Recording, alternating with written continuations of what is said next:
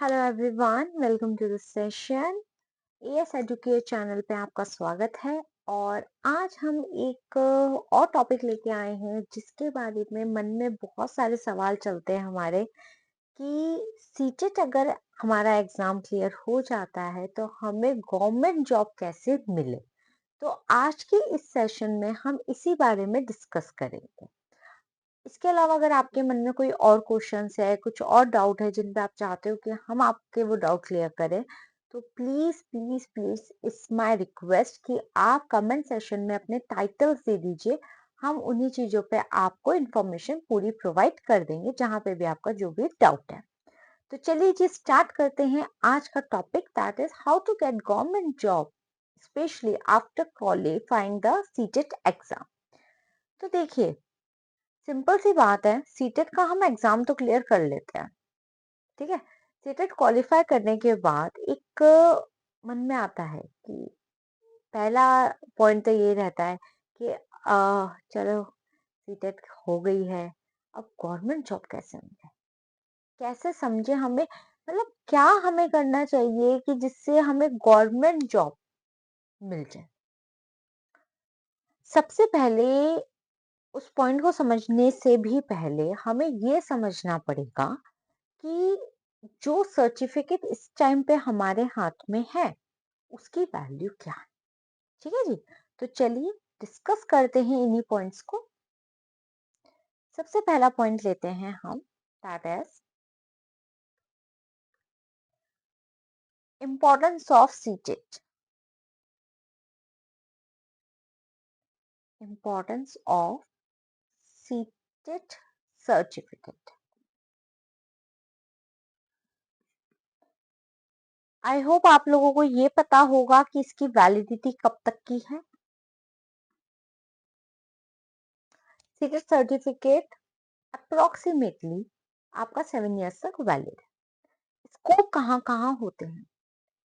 Government schools में अगर हमें टीचर बनना है तो हमारे पास स्कोप कहाँ कहाँ है, पहले वो ले लेते हैं। Validity 7 years. अब बारी आती है स्कोप की। स्कोप हमारा सबसे पहला जो मोस्टली सबका टारगेट होता है, केवीएस, केंद्रीय विद्यालय, Navodaya Vidyalaya, army public school और या कोई भी स्टेट गवर्नमेंट का स्कूल हमारे दिमाग में रहता है। फर्स्ट प्रेफरेंस केवीएस, सेकंड हमारा हो गया एनवीएस, और next is APS, army public school, and उसके बाद स्टेट गवर्नमेंट स्कूल्स में भी हमारा सेकंड रहता है।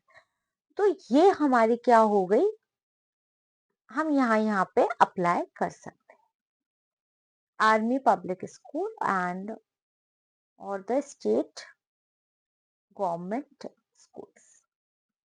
ठीक है। अब बारी आती है कि मैम आपने तो ये कह दिया, पर जरूरी थोड़ा ना हर वक्त रिक्रूटमेंट और रिक्वायरमेंट्स निकली हुई होती है। हाँ, मैं मानती हूँ।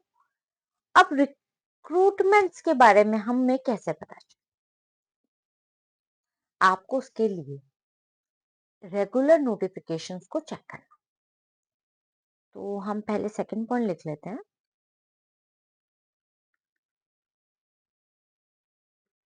Recruitment notification. हाँ जी, डेली बेसिस पे चेक करना पड़ेगा कि क्या कोई चेंज आ तो नहीं गया।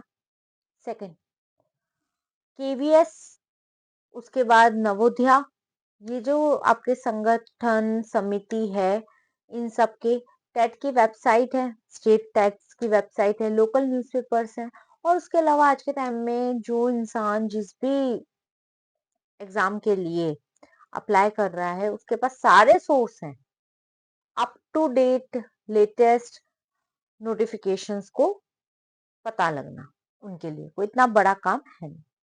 तो आपको नोटिफिकेशंस डेली बेसिस पे देखनी है। इसके बाद दिल्ली सब ऑर्डिनेट सर्विसेज सिलेक्शन बोर्ड या फिर स्टेट टेट के एग्जाम्स के लिए भी आप एलिजिबल हो जाते हैं। कब होते हैं, जब आप सीटेट को क्वालिफाई करते हैं। तो सेकंड पॉइंट तो हमारा हो ही गया है कि हमें रिक्रूटमेंट नोटिफिकेशंस वगैरह देखनी है। इन स्कूल्स की, ये सारे आपके। नेक्स्ट आपका आ जाता है DSSP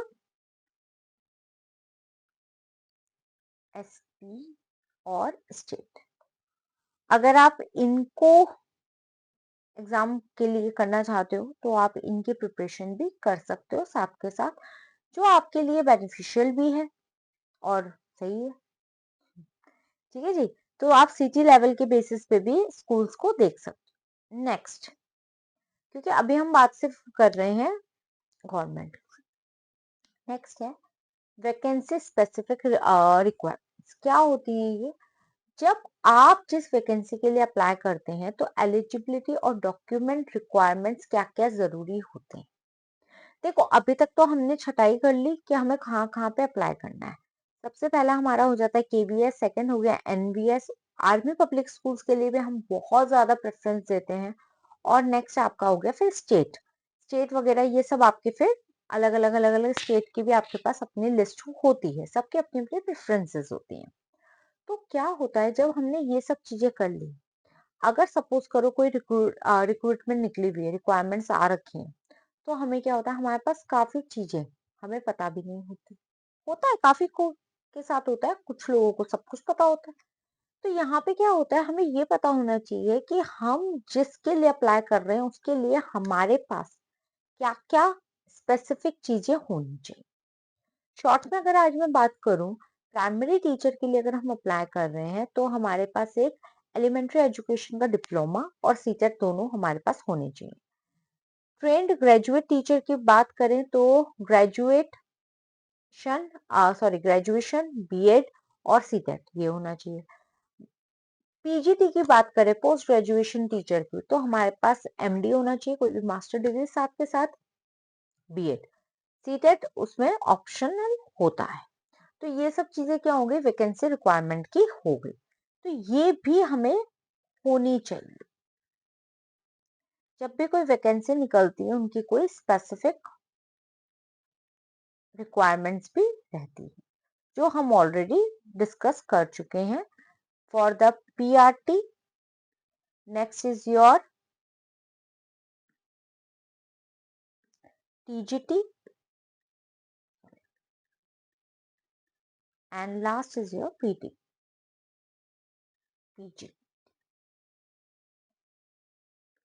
ओके, अब ये तो बात हो गई कहाँ कहाँ पे क्या क्या चीजें होती हैं। Again a very important thing, सब कुछ आता है हमें, हर चीज में हम परफेक्ट है, बट हमें ये नहीं पता हमें इंटरव्यू कैसे फेस करना, how to face a interview, वो हमें पता ही नहीं। डेमो क्लासेस को कैसे हमें शेड्यूल करना है वो भी हमें नहीं। गवर्नमेंट टीचिंग जॉब्स के सिलेक्शन प्रोसेस में रिटन एग्जाम के साथ साथ डेमो क्लासेस और इंटरव्यू भी होते हैं। जो भी सब्जेक्ट में आप अपने आप को फ्यूचर में देखना चाहते हो, उस सब्जेक्ट की आपको पूरी, वो कहते हैं ना, गहराइयों से नॉलेज होनी चाहिए। साथ के साथ आपकी टीचिंग स्किल्स में वो काबिलियत होनी चाहिए जो इंटरैक्टिव और इनोवेटिव। उसकी भी हम बहुत जल्दी सीरीज अपने चैनल पे लेके आएंगे, that how to teach in a class. वो सीरीज भी बहुत जल्दी मैं लेके आऊंगी अपने इस AS एडुकेयर चैनल पे। तो ये हो गई आपका फिफ्थ पॉइंट, दैट इज आपको अपने डेमोज वगैरह की और इंटरव्यू की प्रिपरेशन करनी है। इंटरव्यू साथ के साथ मैं अपना एक पॉइंट और जोड़ना चाहूंगी इसमें। हो सकता है कोई हिंदी मीडियम के लिए भी अप्लाई कर रहा हो, कोई इंग्लिश के लिए कर रहा हो, लेकिन मैं एक जनरल बात कहना चाहूंगी इस चीज में, अगर आप हिंदी मीडियम के हैं तो इंग्लिश को भी प्रेफरेंस दीजिए साथ के साथ। ओके, इंग्लिश मीडियम है सिर्फ आपका हमेशा से, तो हिंदी मीडियम को भी थोड़ी प्रेफरेंसेस दीजिए, क्योंकि आपको ये नहीं पता ना आपको किस टाइप के बच्चे के साथ डील करना पड़ जाए। तो आपको हर चीज में, कहते हैं ना, अपने एरिया के हम बादशाह हैं, वो होना चाहिए आपका। नेक्स्ट, केवीएस में टीचर एबिलिटी क्या रहेगी, क्या प्रोसेस है, वो भी आप ऑनलाइन देख सकते हो। उसके लिए भी हम बहुत जल्दी एक वीडियो लेकर आएंगे आपके साथ। So point number 6, that is KVS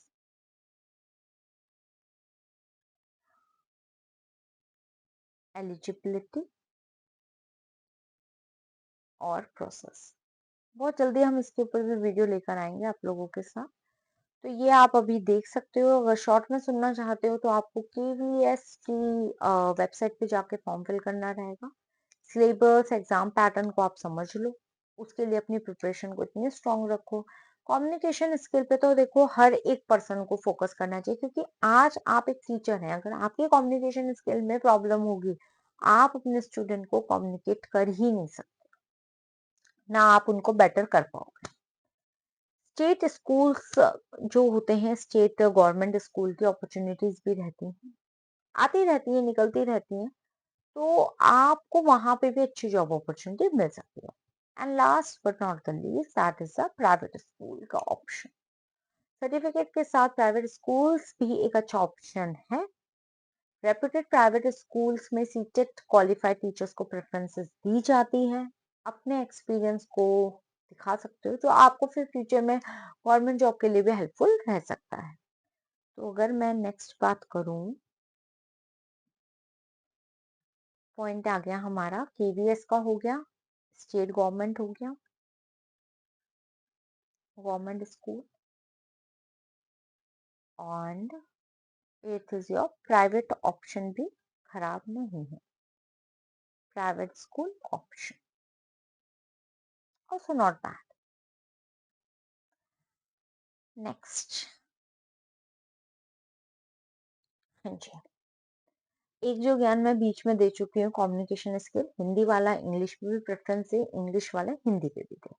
तो एक और चीज आती है आपकी कंप्यूटर स्किल्स, उस पे भी आपको फोकस करना पड़ेगा। ये एक्स्ट्रा स्किल्स होती हैं।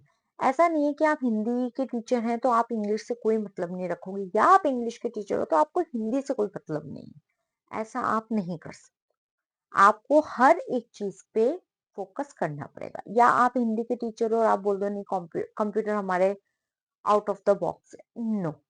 हर एक एक्स्ट्रा स्किल्स पे आपको अभी से इसी वक्त से काम करना पड़ेगा। ऑल योर एक्स्ट्रा स्किल्स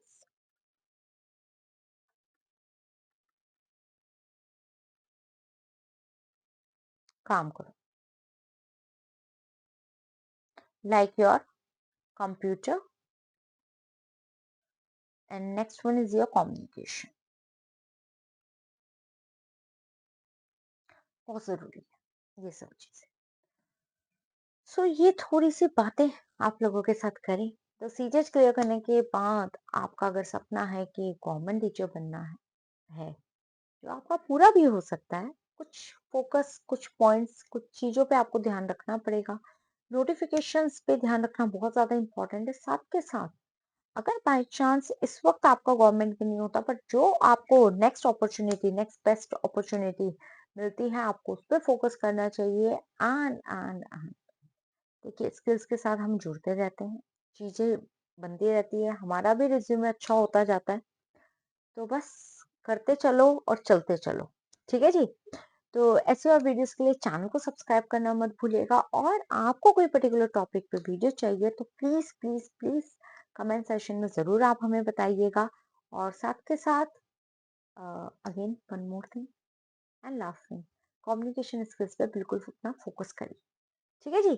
तो बस मिलते हैं कोई अपनी नेक्स्ट वीडियो में। तब तक के लिए bye, take care and thank you.